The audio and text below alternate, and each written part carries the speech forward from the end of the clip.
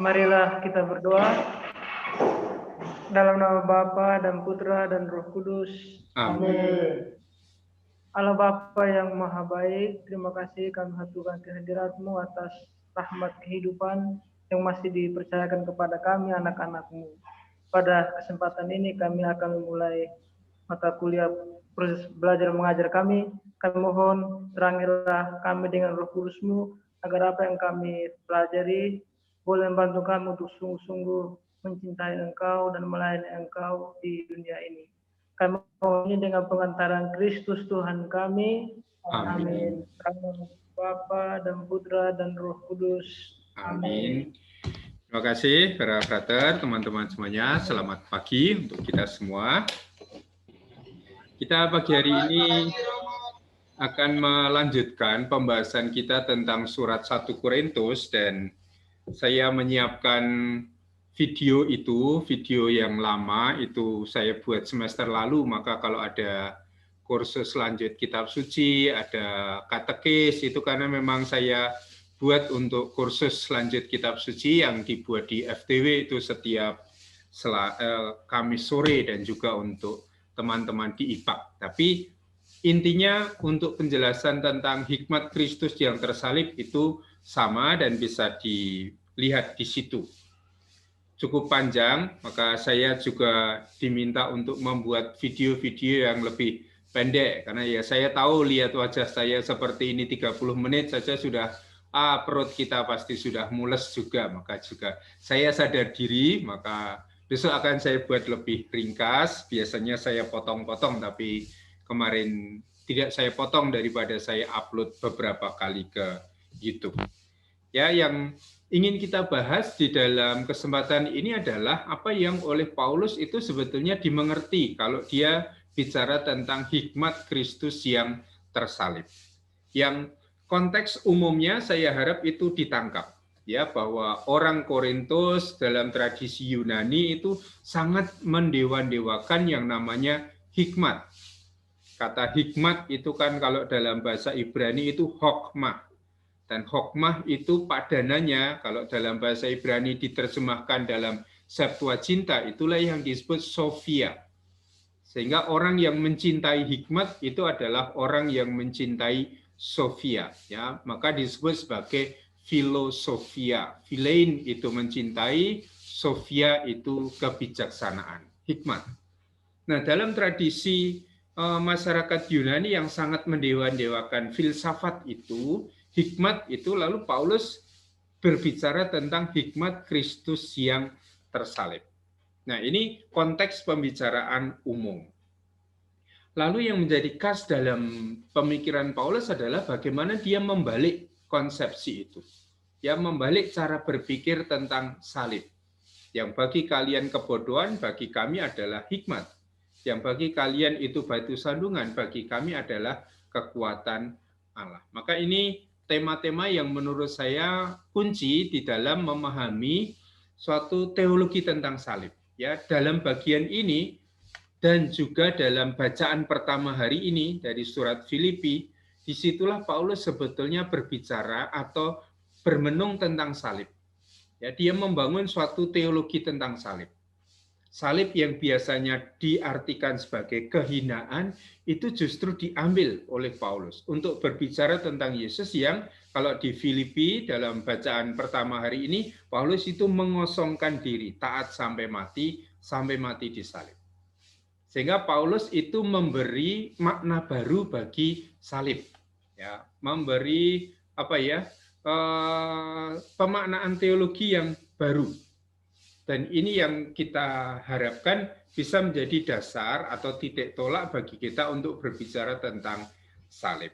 Nah, di dalam video itu saya memberikan beberapa penjelasan yang intinya mengajak kita untuk mari kita mencoba memaknai salib itu dalam kerangka pikirnya Paulus, ya, dalam suatu pembalikan ide itu. Bahwa justru tanpa salib perjalanan saya tidak ada artinya. Salah satu ilustrasi yang saya berikan di video itu adalah teman saya itu adalah Romo Suryo Nugroho yang sekarang ada di mana Kentungan itu, yang pengalaman rohaninya waktu itu menarik untuk saya. Ketika dia memikul salib sepanjang jalan Kaliurang, dia merasa perjalanannya itu punya arti. Tetapi begitu salib itu dilepas dari pundaknya, dia merasa perjalanannya itu hampa. Tidak ada artinya itu. Nah, ini yang dalam permenungan saya sendiri, ini juga menjadi pesan dari Paulus. Bagaimana memaknai peristiwa salib itu bukan sebagai kutuk, bukan sebagai kehinaan. Tetapi Paulus memaknainya sebagai proses Yesus yang menjadi taat sampai mati di salib. Nah, soal ketaatan inilah yang dalam tradisi awal itu menentukan identitas Yesus sebagai anak Allah. Maka ini kaitannya dengan kristologi ya. Kalau di dalam kristologi kan kita bicara tentang Yesus anak Allah. Dalam pemikiran Paulus yang nanti diwarisi oleh Markus, Paulus belum berpikir tentang Yesus dilahirkan dari Roh Kudus. Tetapi bahwa ketaatan, kesetiaan Yesus sampai akhir pada Allah yang dia sebut sebagai Bapa, itulah yang memberi identitas Yesus itu anak Allah. Maka di dalam kristologi, kuliah kristologi, paham Paulus tentang anak Allah tidak kita bahas karena akan muncul beberapa kali dalam pembahasan surat-surat Paulus ini. Nah, itu konteks pembicaraan tentang hikmat Kristus yang tersalib. Baik, sekarang kita akan memulai sharing pembahasan tadi apa yang mungkin ada poin-poin yang menarik yang diperoleh dalam studi pribadi atau di video atau mungkin juga melihat video-video yang lain soal ini, soal 1 Korintus, terutama 1 Korintus 1 sampai bab 4 ini. Kalau ada tema-tema yang didiskusikan, terutama adalah apa yang menurut kalian dipahami oleh Paulus ketika Paulus itu bicara tentang Kristus yang tersalib atau hikmat Kristus yang tersalib. Ada tarik ulur gagasan apa tuh di sini? Ada hikmat, ada Kristus, ada tersalib. Ya, 3 unsur ini penting dalam teologinya Paulus. Ya, hikmat, Kristus, tetapi dia yang tersalib. Baik, ada teman yang ingin memulai tadi apa yang dibahas di dalam kelompok?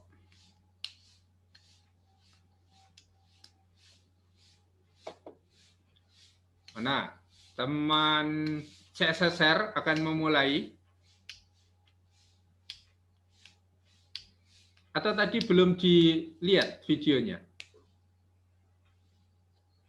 Konflik mana atau siapa yang sudah melihat? Kalau enggak, saya beri waktu, nanti saya tidak akan, pertemuan tidak akan lama, kemudian kita akan lihat itu.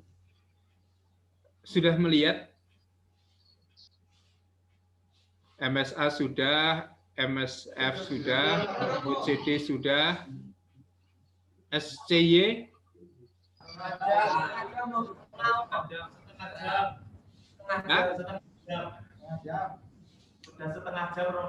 Setengah jam. Oh, ya lumayan lah daripada belum sama sekali, itu lumayan. Ya, oke. Nah, sudah dari setengah jam atau dari 1/4 jam nanti dilanjutkan lagi. Ada poin apa yang bisa diperkembangkan untuk diskusi kita tentang hikmat Kristus yang tersalib?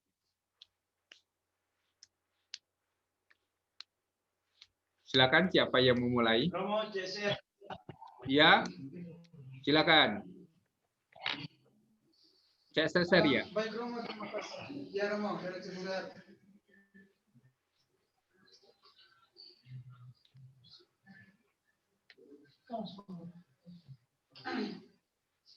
saya lebih melihat pada buku yang punya Romo, itu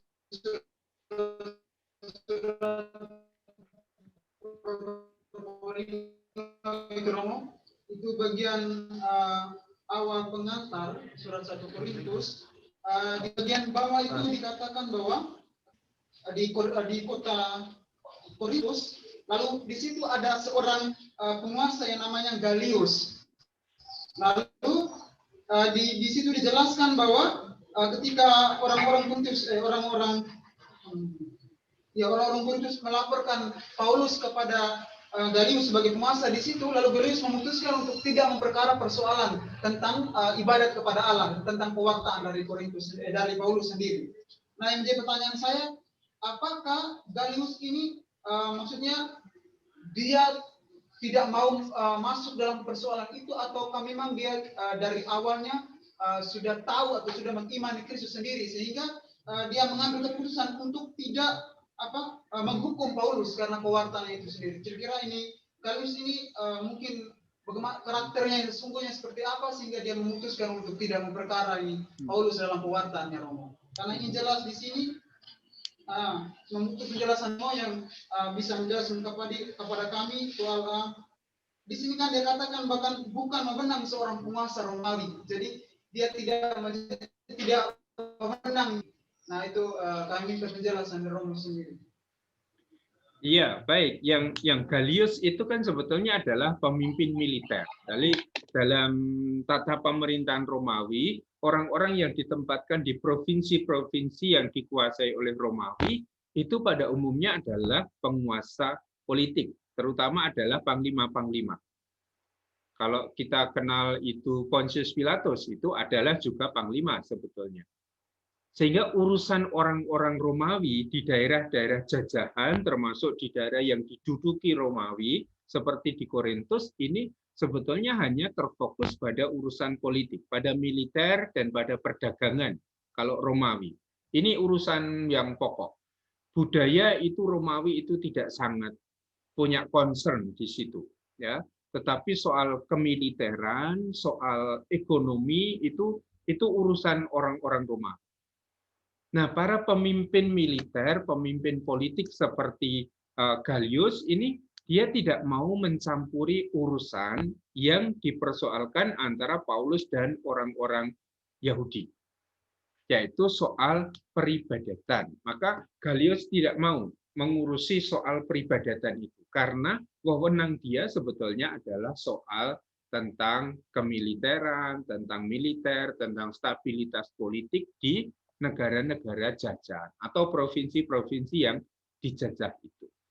Nah, itu kalau kita lihat di kisah para rasul, lalu kisahnya itu menjadi jelas, ya, bahwa seorang pemimpin militer, pemimpin politik Romawi seperti Galius ini memang tidak mau melibatkan diri dalam pertengkaran antara Paulus dengan orang-orang Yahudi yang menolak pemberitaan Paulus. Sehingga alasan Galius itu sebetulnya alasan yang sangat umum dalam tradisi Romawi waktu itu, yakni bahwa para pemimpin Romawi tidak mencampuri urusan-urusan politik, urusan-urusan religius seperti ini.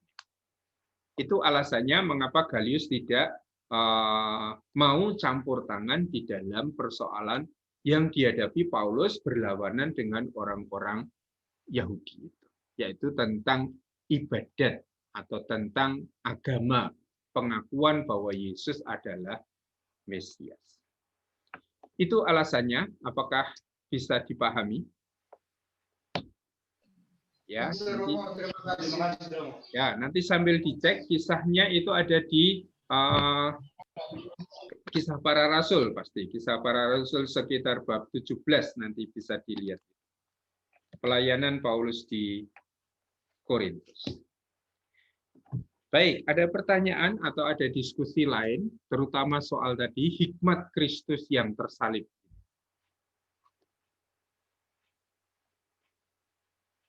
Ya, teman-teman MSA.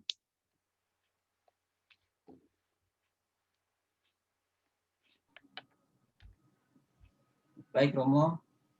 Tadi malam saya menonton video yang sudah diberikan di LMS.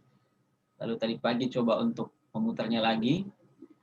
Setelah saya menonton video penjelasan dari Romo tentang salib sebagai hikmat, itu ada beberapa poin yang kiranya itu bisa saya petik.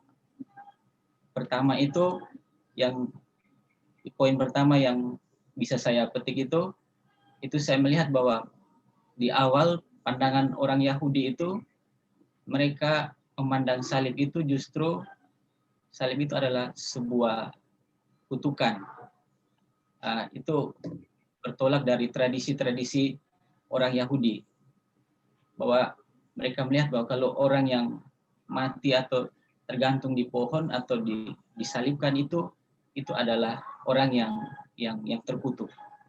Itu juga sama dikaitkan dengan orang-orang Yunani yang memandang bahwa dia atau orang itu yang mati di kayu salib itu juga adalah sama seperti bahwa adalah orang yang terkutuk atau lain sebagainya. Artinya bahwa mereka memandang salib itu merupakan sebuah kebodohan.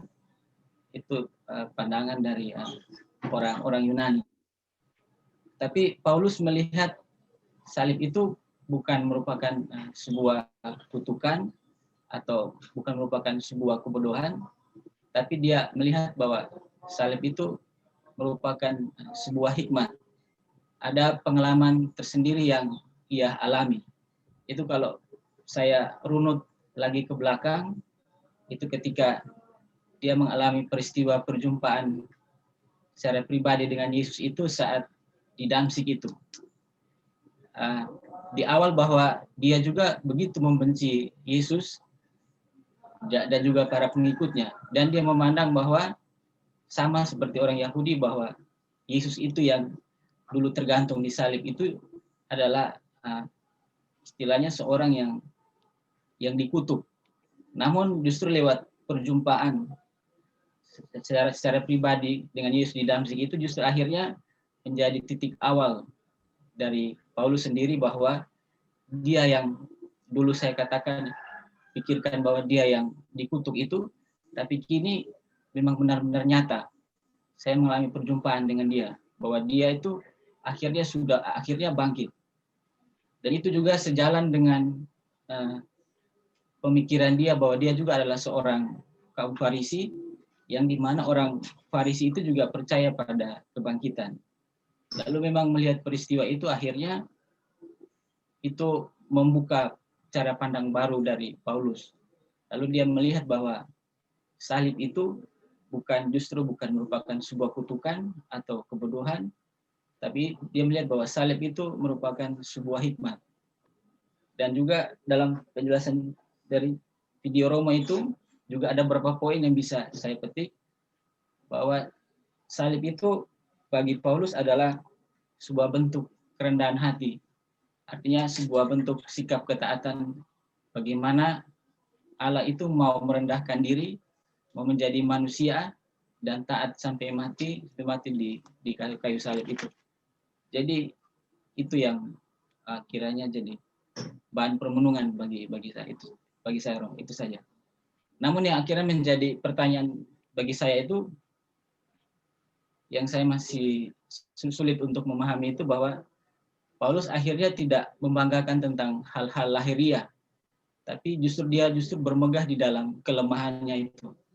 Dan pertanyaan saya, apakah dia bermegah di dalam kelemahannya itu, apakah mau menunjukkan sebuah sikap kerendahan hati dirinya itu, artinya mau mencontohi atau mau meneladani apa yang sudah diteladani oleh Yesus Kristus itu.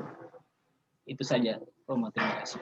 Ya, terima kasih. Yang pertama tadi poinnya memang itu poin yang penting, ya, bahwa Paulus itu lalu memiliki suatu cara pandang baru tentang salib. Ya, secara judulnya dia mengatakan salib itu hikmat, salib itu kekuatan. Tetapi lalu kita perlu mencari lagi apa yang oleh Paulus dimaksudkan dengan hikmat salib itu. Apa yang oleh Paulus dimaksudkan kalau dia bicara tentang salib adalah kekuatan. Nah, ini perlu dicari di dalam surat ini, di dalam surat-surat yang lain. Nah, kali lalu Widi dan Suko, SCY ya, kalau belum pindah kongregasi ini, Widi dan Suko ini, pengen membuat skripsi temanya tentang surat Paulus, dan menanggapi tawaran saya untuk penelitian payung. Maka kalau nanti ada teman, tapi ini maksimal 5, jadi 3 lagi kalau ada khusus untuk kelas ini, Kalau ada yang berminat untuk membuat skripsi tentang surat Paulus dengan model penelitian payung, silakan secepatnya menghubungi saya. Tema yang saya tawarkan justru adalah tentang teologi salib ini. Bagaimana Paulus itu memahami salib itu dalam kebaruannya, ya, di masing-masing surat. Maka nanti setiap orang akan mempelajari satu surat saja supaya cepat, skripsinya itu 1 semester saja selesai, tidak usah 1,5 tahun gitu ya, cepat diselesaikan. Maka nanti 3 teman yang berminat untuk mengerjakan skripsi dengan model payung ini, temanya sama untuk 5 teman ini, yaitu tentang teologi salib. Ya, bagaimana Paulus memaknai salib itu secara baru dalam kerangka teologi yang baru juga. Ya, selain Widi dan Suko, nanti 3 teman yang berminat silakan menghubungi saya. Nah, ini yang perlu selalu dicari. Karena ini dasar, ya. Kita kan ingat Paulus ini kan katakanlah dia itu teolog paling awal di dalam tradisi Kristiani yang berusaha untuk memaknai apa toh salib itu. Yang bagi orang Yahudi ini skandal. Dan bagi orang-orang Kristen awal ini juga bisa menjadi batu sandungan bagi iman mereka. Skandalon itu batu sandungan gitu ya. Jadi orang Kristen kan sudah mengimani bahwa Yesus itu adalah Mesias. Tetapi bahwa Yesus itu mati di salib itu menjadi batu sandungan untuk mereka. Karena orang Yahudi akan tanya, bagaimana mungkin seorang yang mati di salib itu diakui sebagai Mesias? Nah, atas pertanyaan inilah orang-orang Kristen perdana itu berefleksi, berusaha untuk memaknai apa itu sebetulnya yang terjadi dalam peristiwa salib itu. Nah, Paulus itu termasuk orang yang pertama yang mengatakan salib itu adalah ketaatan. Dan itu eksplisit dia katakan di dalam surat Filipi yang tadi pagi itu menjadi bacaan pertama hari ini. Ya. Nah, ini nanti akan dilanjutkan oleh Markus. Ya, kemarin kita katakan dalam perkuliahan, belum ya, karena libur ya kemarin, Kristologi, bahwa di dalam Injil Markus, Markus itu sebetulnya melanjutkan gagasan Paulus tentang anak Allah. Yang tidak pertama-tama berdasarkan pada kelahirannya, tetapi berdasarkan pada ketaatannya. Maka justru ketika Yesus tergantung di kayu salib itulah, di akhir Injil Markus, kepala pasukan mengatakan, sungguh orang ini adalah anak Allah. Nah, temanya Markus itu sebetulnya melanjutkan temanya Paulus. Kalau menurut saya ya, ketika saya membaca teks itu. Sama-sama merenungkan salib Kristus itu sebagai ketaatan seorang anak kepada Bapa. Nah, ini kuncinya. Tetapi kemudian Paulus kan mengatakan salib itu adalah hikmat Allah. Salib itu justru adalah kebijaksanaan. Salib itu adalah ilmu yang paling tinggi. Ya, kalau pada waktu itu yang namanya ilmu yang paling tinggi itu adalah filsafat, Paulus itu juga mengatakan salib ini adalah filsafat bagi orang-orang yang diselamatkan. Meskipun bagi kalian ini kebodohan, tapi bagi kami salib ini adalah hikmat, Sofia itu. Nah, yang akan kita cari sebetulnya adalah bagaimana Paulus menjelaskan atau apa yang dia maksud kalau dia mengatakan salib itu adalah hikmat. Ketika orang lain mengatakan orang yang mati di salib itu orang yang lemah, orang yang mati di salib itu orang yang jatuh, tidak berdaya, Paulus justru mengatakan salib itu adalah kekuatan. Dan ini kaitannya dengan pertanyaan yang kedua tadi, mengapa Paulus itu justru berbangga dalam kelemahannya, dalam salibnya. Atau kalau dia mengatakan, kalau aku bermegah, aku akan bermegah dalam salib Tuhan kita, Yesus Kristus. Yang semula itu dianggap sebagai sesuatu yang memalukan, sekarang oleh Paulus justru dianggap sebagai kebanggaan. Yang oleh banyak orang itu dianggap sebagai peristiwa orang yang jatuh, orang yang dihinakan, oleh Paulus justru diartikan, oh salib itu justru menjadikan orang itu dimuliakan. Maka di akhir Kidung Kenosis, Hari ini dikatakan Yesus sudah mengosongkan diri, taat sampai mati disalib, dan karena itulah Allah meninggikan dia, memberikan nama yang lebih mulia, lebih tinggi dari semua nama.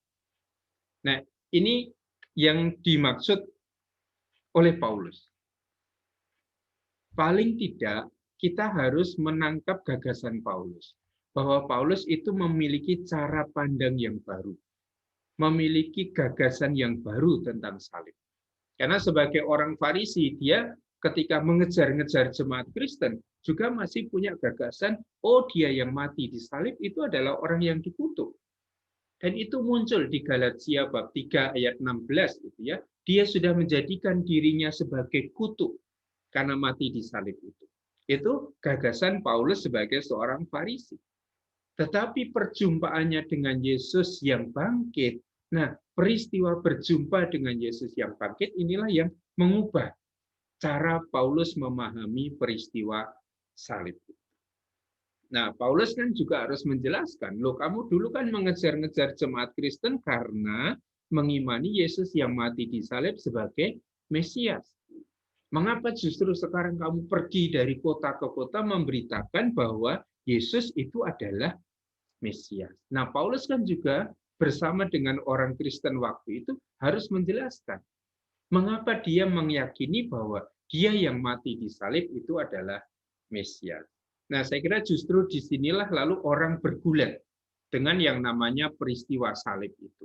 Untuk memaknai salib ini secara baru, ya, berkat iman akan Yesus yang bangkit itu. Maka hasilnya salib itu tidak ditafsirkan seperti orang-orang Yahudi menafsirkannya, seperti orang-orang Yunani menafsirkannya, tetapi sebagaimana jemaat perdana itu mengartikan salib Kristus.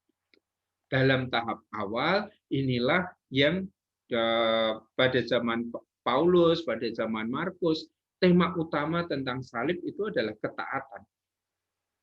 Maka di video saya mengatakan dalam paham Paulus tidak ada salib tanpa paham ketaatan. Bahwa salib itu adalah ketaatan total Yesus pada Bapaknya. Di dalam perkembangan kemudian salib itu selalu isinya adalah kasih. Ini nanti Yohanes itu paling jelas. Ya, Yohanes kan mengambil alih gagasan Paulus. Dia yang sudah merendahkan diri. Karena kan pada mulanya adalah firman, firman itu bersama dengan Allah, firman itu menjadi daging, menjadi manusia. Dan pada akhirnya dia akan ditinggikan oleh Allah. Ini kan sebetulnya lingkaran teologi yang sama dengan yang dimiliki oleh Paulus. Dia yang merendahkan diri itulah dia yang dimuliakan. Maka unsur salib yang kedua selalu adalah kasih kepada sesama, kesetiaan kepada sesama. Sehingga Yohanes bisa mengatakan tidak ada kasih yang lebih besar daripada kasih seorang yang memberikan nyawanya untuk sahabat-sahabatnya. Dan kapan Yesus memberikan nyawanya untuk sahabat-sahabatnya adalah dalam peristiwa salib. Nah, kalau kita pahami dalam konteks teologi salib dalam Perjanjian Baru, Paulus ini adalah orang pertama yang tulisannya masih kita simpan, yang berisi tentang refleksi, permenungan, pemaknaan dia tentang peristiwa salib, yang akan diperkembangkan oleh Markus, nanti akan diperkembangkan dengan sangat bagus oleh Yohanes. Sehingga ini benang merah teologi salib antara Paulus dengan Yohanes itu masih sangat kelihatan. Ya. Dalam arti tertentu, orang Kristen pada waktu itu memaknai secara baru peristiwa salib yang sebetulnya memalukan. Peristiwa salib yang membuat dua murid itu pulang ke Emmaus. Peristiwa salib yang membuat murid-murid yang 12 itu pulang ke Danau Galilea, kalau di dalam Injil Yohanes. Tetapi kemudian orang justru menemukan bahwa di dalam salib itulah tersimpan hikmat. Di dalam salib itulah tersimpan kekuatan Allah. Baik, itu tanggapan saya untuk Frater OCD tentang kelemahan. Berbangga akan kelemahan nanti kita bahas di 2 Korintus ya, ketika kita membahas 2 Korintus bab 11-12 itu nanti temanya akan di situ. Ya, mulai dari bab 4 ketika Paulus mengatakan, ya harta ini kami terima dalam bejana tanah liat. Ya Paulus selalu menampakkan dirinya itu, saya itu hanya bejana tanah liat. Tidak berarti saya itu. Yang berarti adalah isinya, harta berharga ini. Maka jangan pandang orangnya, tapi pandang isinya itu. Kalau saya semakin lemah, saya justru menjadi semakin kuat, gitu kan? Paulus itu merasa punya satu duri yang dia minta, duri ini dicabutlah dari diri saya. Tapi Allah mengatakan tidak. Sebab justru dalam kelemahanmu lah kuasaku berlimpah. Nah, karena paham itulah lalu Paulus justru berbangga akan kelemahannya. Karena justru kalau dia lemah, dia merasakan kekuatan Allah. Ya, Paulus juga mengatakan, ya kesanggupan kami adalah pekerjaan Allah. Ya, tidak ada kekuatan dari diri saya sendiri, tetapi selalu yang ada adalah kekuatan Allah. Nah, itu akan kita bahas cukup panjang ketika Paulus itu mempertanggungjawabkan kerasulannya, ya statusnya sebagai rasul, nanti terutama di surat 2 Korintus, karena itu memang cukup banyak sharing Paulus tentang kerasulannya. Baik, terima kasih brother. Ada teman yang lain yang mau mendiskusikan sesuatu? Bijak, Anton, silakan. Yang ingin saya diskusikan tidak jauh berbeda dengan Frater Walter karena saya juga melihatnya dari video, Romo. Jadi yang saya dengarkan dari penjelasan Romo itu mengenai Paulus yang mewartakan Injil yang sangat diwarnai oleh pemberitaan Kristus yang tersalib. Namun dalam tradisi Yahudi yang berpedoman pada kitab Ulangan mengenai orang-orang yang dianggap hina ketika digantung di pohon atau di kayu, maka orang-orang Yahudi memiliki pandangan yang berbeda mengenai Kristus atau Mesias. Karena orang-orang Yahudi memiliki pandangan bahwa Mesias adalah raja yang agung dan tidak mungkin mati di kayu salib. Sedangkan bagi orang-orang Yunani, salib itu adalah tanda kebodohan. Dan situasi inilah yang dihadapi oleh Paulus dalam karya pelayanannya dalam mewartakan Injil. Dan selain itu yang saya lihat lagi dalam video Romo, yaitu situasi yang dialami oleh jemaat Korintus ketika jemaat-jemaat itu mengalami kebingungan. Karena mereka berpikir yang diwartakan oleh Paulus, kok Yesus yang mati disalib bukannya hikmat atau filsafat atau hal-hal yang berkaitan dengan kebijaksanaan manusia. Dan selain itu mereka pun mengalami perpecahan karena mereka mengagungkan guru-guru mereka ya. Maka mereka ada yang mengatakan aku dari golongan Apolos, aku dari golongan Paulus dan lain sebagainya. Dan dalam situasi seperti ini Paulus justru mewartakan tentang Kristus yang tersalib dan tidak menyampaikan filsafat ataupun pengetahuan manusia. Dan poin-poin pokoknya sama seperti yang telah dikatakan Walter tadi, dalam pewartaannya Paulus menegaskan tentang sikap yang merendahkan diri dan taat sampai mati disalib seperti yang diteladankan Kristus dalam Filipi 2 ayat 8. Lalu yang lainnya tuh yang saya simak Romo itu mengenai supaya salib Kristus jangan menjadi sia-sia. Maka Paulus dengan ketekunan dan dengan penuh semangat mewartakan tentang Kristus yang tersalib. Dan yang terakhir itu kalau saya melihat atau merenungkan tentang hikmat Kristus yang tersalib, tapi saya lupa Romo di bagian mana ayat perikopnya tuh, yaitu perdamaian. Karena Paulus kalau tidak salah tuh pernah mengatakan bahwa segala sesuatu diperdamaikan melalui darah Kristus yang tersalib.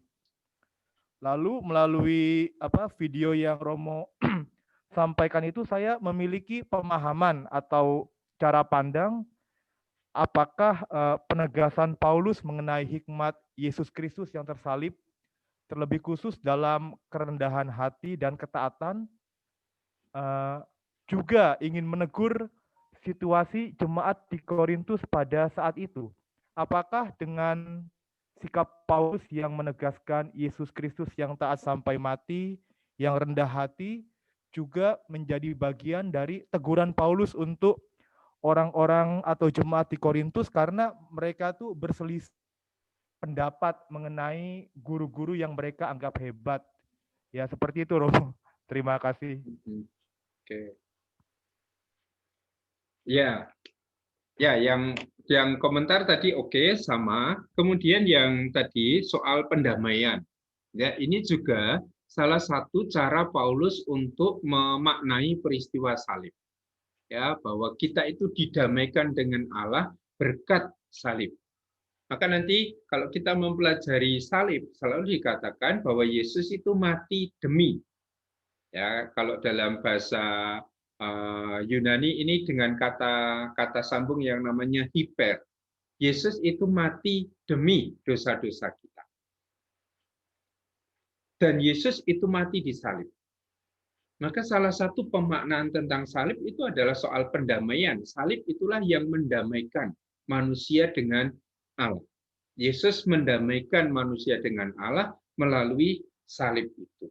Dan justru disinilah sebetulnya salah satu isi dari kebijaksanaan Allah itu. Bahwa kematian Yesus di salib itu adalah salah satu bentuk atau wujud nyata kebijaksanaan Allah yang mau mendamaikan dunia dengan dirinya. Ya, jadi kalau Paulus itu mengatakan salib itu adalah hikmat, bukan hikmat manusia. Itu bukan filsafat manusia, itu bukan kata-kata manusia. Tetapi salib itu adalah hikmat Allah.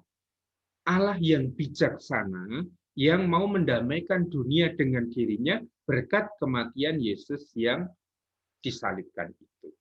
Sehingga tadi dalam pertanyaan awal kan saya katakan apa yang sebetulnya dipahami oleh Paulus kalau dia mengatakan salib itu adalah hikmat. Bukan hikmat manusia, bukan kata-kata manusia, tetapi itu adalah kebijaksanaan Allah. Ya, berkat kematian Yesus di salib itulah Allah itu memperdamaikan dunia dengan dirinya. Jadi ini kan paham yuridis pada waktu itu bahwa Allah itu sudah terpisah dengan manusia. Manusia itu dengan kekuatannya sendiri tidak bisa kembali kepada Allah. Yang bisa membuat manusia kembali kepada Allah ini adalah Allah sendiri. Maka istilahnya adalah Allah memperdamaikan dunia dengan dirinya. Menjadikan dunia ini berdamai dengan dirinya. Dan ini masih kita warisikan dalam rumus absolusi itu. Allah telah memperdamaikan dunia dengan dirinya. Bagaimana Allah memperdamaikan dunia dengan dirinya adalah melalui Yesus yang mati di salib. Ini salah satu pemaknaan Paulus tentang hikmat Kristus yang tersalib. Bukan filsafat, bukan kata-kata, bukan kebijaksanaan manusia, tetapi kebijaksanaan Allah yang mau memperdamaikan dunia dengan dirinya dalam kematian Yesus yang disalib itu. Baik, ini penting. Nanti kalau kita lihat itu surat Roma itu akan kaya dengan pemahaman seperti ini, ya, soal-soal pendamaian, ya, yang Anton sebut itu sebetulnya juga dikutip dari surat Roma, ya. Allah memperdamaikan dunia dengan dirinya berkat kematian Yesus di salib ini. Lalu apakah soal Yesus yang merendahkan diri itu teguran untuk orang-orang di Korintus? Di dalam 1 Korintus itu tidak tampak sebagai teguran. Tetapi dalam 2 Korintus itu baru akan tampak. Ini soal moralitas, ya. Orang selalu menempatkan diri di bawah yang lain, nanti di 2 Korintus itu akan tampak. Tapi soal perendahan diri Yesus, soal salib di sini memang tidak sangat kental itu diberikan dalam suasana Paulus menegur jemaat yang saling meninggikan diri, itu tidak. Ya, teguran Paulus tentang jemaat yang suka menyombongkan diri itu nanti terkonsentrasi di 12 sampai 14 gitu ya, terutama tentang macam-macam karunia dalam satu roh. Sementara kalau di sini tegurannya ya paling soal jangan membanding-bandingkan guru-guru itu. Karena konteks pokoknya adalah si Apolos itu berfilsafat, si Apolos itu berbahasa roh, Apolos itu juga bisa bernubuat, Apolos itu ahli kitab suci. Ini yang dibangga-banggakan. Sementara Paulus justru mengatakan, oh kalau saya mau bicara, saya pilih bernubuat dan tidak dengan bahasa roh. Ya, saya pilih datang kepada kalian itu dengan hikmat Kristus yang tersalib, bukan dengan kata-kata manusia. Ya, saya datang kepada kalian itu justru dengan gentar dan takut dalam kelemahan, bukan dalam kehebatan dan kekuatan. Maka kalaupun itu teguran, itu lebih teguran karena mereka itu suka membanding-bandingkan guru-guru mereka itu. Menganggap, oh dia lebih bisa berfilsafat, oh dia lebih bisa berbahasa roh, oh dia lebih ahli kitab suci, dan seterusnya. Supaya apa tujuannya? Supaya hikmat, supaya salib Kristus, iman akan Kristus itu tidak bergantung pada kata-kata manusia, tidak bergantung pada hikmat manusia, tetapi pada hikmat Allah yang menjadi nyata dalam Kristus yang tersalib. Baik, Anton, terima kasih. Ada teman yang lain yang melanjutkan diskusi kita?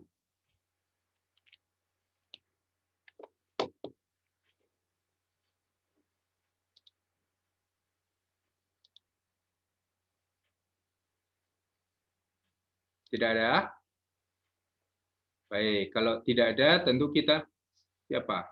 Ya, silakan, Kung. Oh, ya. Saya nggak tahu apakah pemikiran saya itu benar atau salah. Benar. Makanya saya tanyakan. Saya melihatnya Paulus itu pada waktu situasi itu adalah Helenisme itu yang begitu kuat dari Yunani. Yang kemudian dia filsafat itu begitu murni, dia akan kedudukannya akan tinggi. Terus kemudian makanya saya melihat Paulus itu kalau di orang-orang bawah, sedangkan orang yang bisa belajar filsafat itu kan guru-guru orang yang kaya-kaya, ibaratnya itu. Sementara orang-orang yang di bawah itu tidak terjamah. Nah, mungkin Paulus, menurut saya, mungkin Paulus itu dia mengambil segmen yang di bawah itu, terus kemudian dengan perbendaraan katanya itu, dia bagaimana saat itu dia membahasakan yang biar mudah ditangkap. Itu yang kemarin Romo bicarakan di videonya juga, bagaimana kalau dia mengatakan filsafat, dia tidak akan bisa mengerti. Nah, itu yang saya tangkap itu. Sama seperti konteks-konteks ketika di saat ini, media banyak, ada yang namanya media Kompas, ada yang Tribun, ada yang lain, itu kan sama-sama satu yang diberitakan, tapi dia akan berbeda bahasa, tingkat bahasa. Nah, saya melihatnya Paulus itu mengambil celah untuk memberitakan itu, belum ada yang menggarapnya itu. Nah, terus kemudian dia melihat itu, terus dengan membahasakan salib, bagaimana salib itu yang dikatakan bahwa salib itu adalah orang yang terkutuk, orang yang penjahat kelas berat, kelas kakap, ibaratnya. Terus kemudian itu kalau bukan pemberontak, itu tidak mungkin disalib. Nah, dia membahasakan, mengenalkan bahwa Yesus adalah yang disalib itu adalah benar-benar Mesias, itu adalah caranya adalah melihat dari konteksnya Yesusnya sendiri. Bagaimana kalau dalam Yohanes itu jelas dari firman menjadi manusia, terus kemudian kembali lagi. Nah, dia melihatnya itu bahwa dia merendahkan dirinya itu. Nah, bagaimana caranya ada merendahkan diri? Paulus mengambilnya yang sama. Dia seorang termasuk bangsawan, mempunyai uang banyak, tapi dia tidak menggunakan uangnya, tapi menggunakan seluruh kehidupannya itu adalah ya sudah apa adanya. Terus kemudian dia melihat untuk mencukupi kehidupannya dia itu kayak di 2 Korintus itu membuat tenda dan lain-lain. Saya melihatnya dia itu mengambil meneladani Yesus. Jadi apa yang dibuat Yesus kemudian dibuat juga oleh Paulus. Saya melihatnya seperti itu. Terus kemudian ini untuk mewartakan itu memang ada batu sandungan itu akan banyak sorotan-sorotan kayak seperti saat ini terjadi kontekstual itu. Presiden Prancis Macron, dia melihat bahwa kekerasan itu dilarang. Tapi orang yang negara-negara Muslim melihatnya bukan seperti itu. Negara Muslim mengecam bukan kekerasan yang dilakukan oleh itu, tidak. Tapi yang nabinya, kartun nabinya itu. Jadi ada perbedaan persepsi sama seperti itu. Nah, Paulus itu ingin meluruskan bahwa yang namanya salib itu adalah penderitaan itu bukan karena suatu kemiskinan, terus kemudian itu, tapi yang harus dijalani, yang harus dilakui kalau memang ada misalkan ada cemooh ya dijalanin, terus kemudian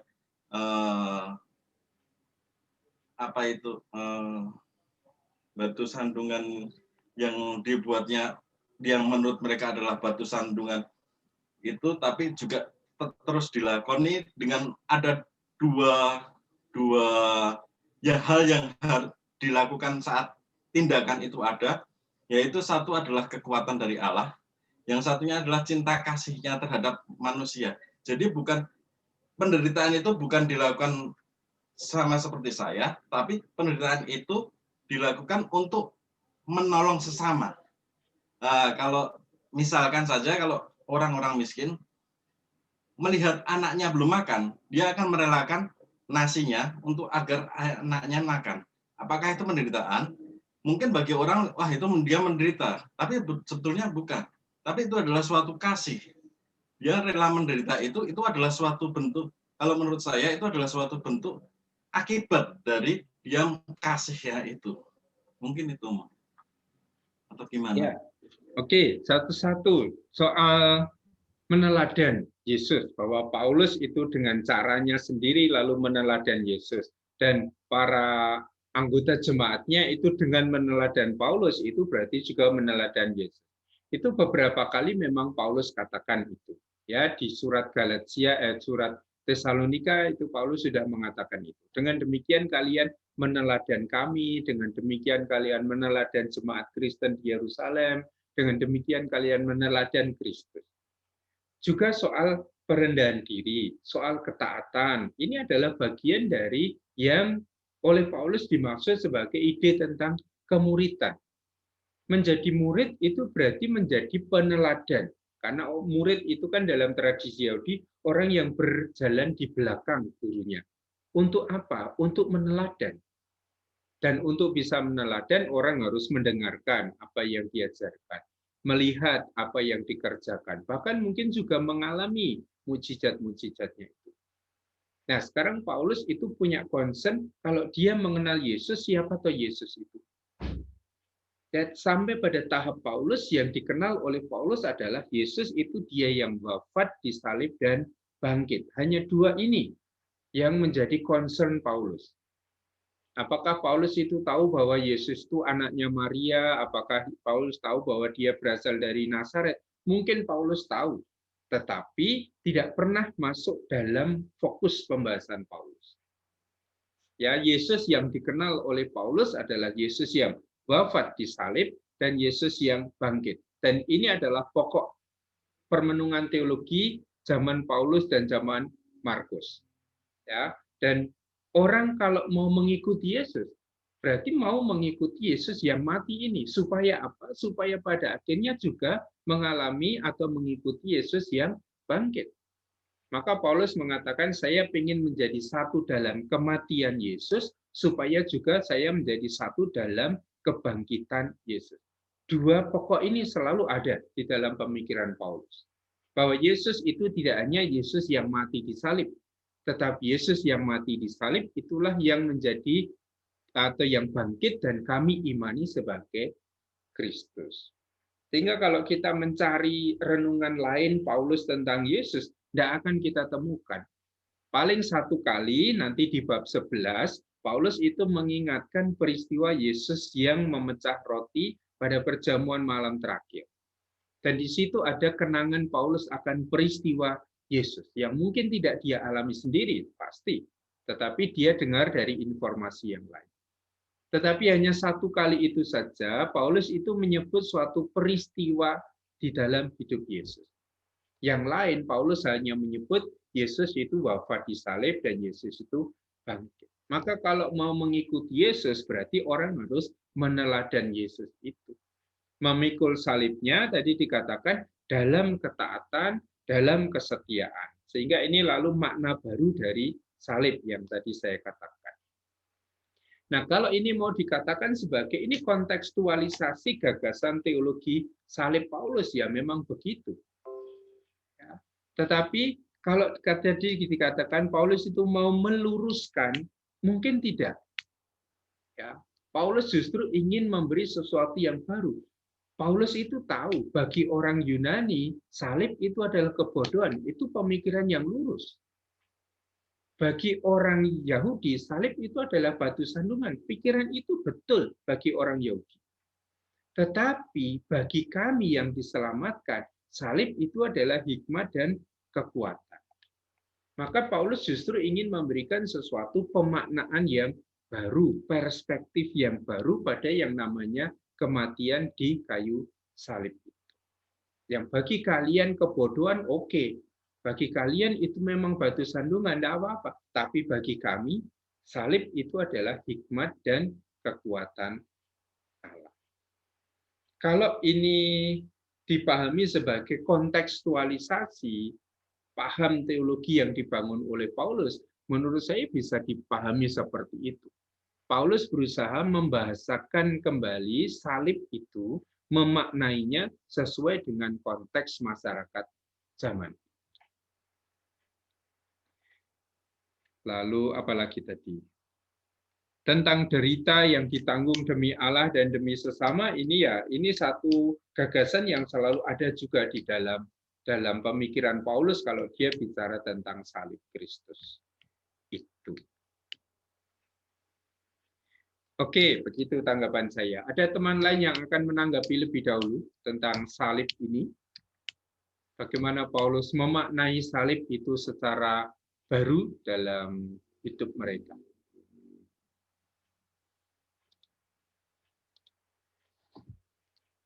Oke, ada tanggapan atau pertanyaan lain?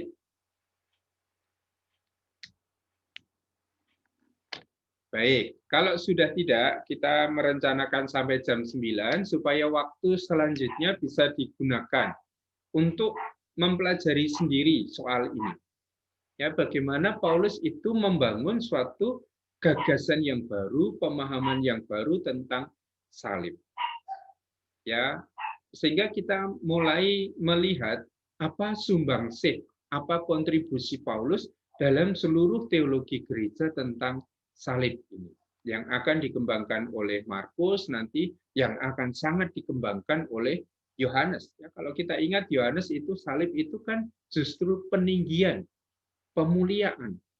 Justru di kayu salib itulah anak manusia itu ditinggikan dan dimuliakan. Sementara bagi orang lain di kayu salib itulah Yesus direndahkan. Yesus itu dihinakan. Tetapi dalam paham Yohanes, oh ternyata salib itu adalah justru saat ketika anak manusia ditinggikan dan dimuliakan. Nah, ini pasti dalam perjalanan sejarah itu saling terkait. Yohanes tidak mungkin memunculkan renungan tentang salib begitu saja. Tetapi pasti dia sudah mewarisi renungan-renungan tentang salib yang sudah dibangun sejak awal. Nah, siapa yang merenungkan sejak awal dan masih kita miliki teksnya tentang salib itu adalah Paulus. Dan sejauh saya tahu lalu pengaruhnya ini besar. Apa yang dikatakan oleh Paulus tentang salib ini, yang dalam perkembangan gereja masih terus direnung-renungkan sampai zaman kita ini. Maka sekali lagi silakan dipelajari sendiri. Yang belum selesai nonton video dan belum bosan lihat wajah saya di situ, ya silakan nonton lagi, atau kalau ada sumber lain yang bisa dilihat video yang lain soal hikmat Kristus yang tersalib itu bisa dilihat juga sambil mencerna apa sebetulnya kebaruan paham Paulus tentang salib ini. Nah, saya harap ini menjadi salah satu poin atau bahan yang bisa dipersiapkan secara khusus untuk ujian akhir semester nanti, ya, tentang hikmat Kristus yang tersalib. Itu akan menjadi salah satu poin yang nanti bisa kita dalami dalam ujian akhir semester. Maka kalau ada teman yang secara khusus tadi mau mempelajari tentang paham Paulus tentang salib, pemaknaan teologis Paulus tentang salib, selain Widi dan Suko, saya masih bisa menerima 3 untuk skripsi, ya, kebutuhan skripsi. Maka nanti silakan siapa yang cepat itu yang nanti akan saya daftar di 5 teman yang mulai akan membuat proposal nanti untuk skripsi ini. Lalu bahan untuk minggu depan itu bab 12 sampai 14, ya, tentang macam-macam karunia dalam satu roh. Karena ini adalah prinsip eklesiologisnya Paulus. Di tengah semua perbedaan, semua keragaman itu, bagaimana saya harus memahaminya? Ya, bahwa keragaman ada Apolos, ada Paulus, ada Kefas, ada Kristus, tidak untuk memecah belah, tidak untuk dibandingkan satu sama lain, tetapi justru untuk saling meneguhkan demi pembangunan jemaat. Maka nanti kalau mempelajari macam-macam karunia dalam satu roh, itu yang menjadi penting. Paulus bicara tentang keanekaragaman yang dianugerahkan oleh satu roh yang sama, bukan untuk kepentingan pribadi, tapi untuk pembangunan hidup bersama. Nah, semester lalu saya juga sudah menyiapkan video soal ini, maka saya tidak akan membuat video yang baru. Nanti silahkan dicari di tempat saya, nah, di YouTube, channel YouTube itu, macam-macam karunia dalam satu roh. Kalau dicari itu judulnya ada di situ dan nanti bisa dilihat. Saya juga akan cantumkan di LMS. Baik, teman-teman, kita sudah sampai jam 9, maka waktu bisa digunakan secara pribadi atau mau kelompok menyelesaikan video tadi atau belajar pribadi, silakan digunakan dengan sebaik-baiknya. Ya, mari kita akhiri pertemuan kita dengan tanda kemenangan Kristus dalam nama Bapa dan Putra dan Roh Kudus. Amin. Terima kasih, sampai bertemu kembali minggu depan. Terima kasih.